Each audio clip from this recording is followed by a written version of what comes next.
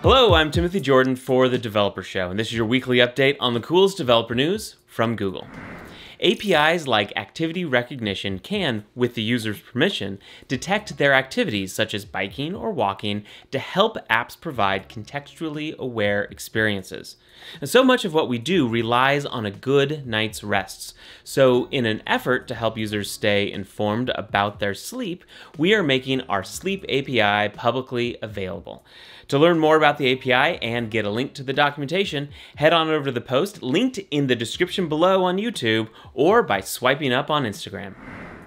GKE already offers an industry-leading level of automation that makes setting up and operating a Kubernetes cluster easier and more cost-effective than do-it-yourself and other managed offerings.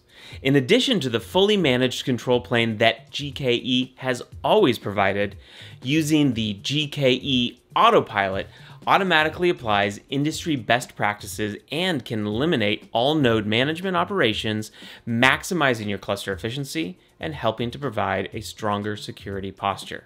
For more info, a video, and links to get started, take a look at the post. We're extending BigQuery BI Engine to work with any BI or custom dashboarding applications that require sub-second query response times. In this preview, BI Engine will work seamlessly with Looker and other popular BI tools such as Tableau and Power BI without requiring any change to the BI tools. Details are on the post. DevTools for Chrome 90 introduces new CSS Flexbox debugging tools, a new Core Web Vitals overlay, trusted web activity issues reported in the Issue tab, and much more. For all the updates and screenshots, head on over to the post. Please remember to like, subscribe, and share. I'm Timothy Jordan for The Developer Show. Thanks for watching, and we'll see you next week. Okay, so we're going to screw this take up so that first take is what we go with, right?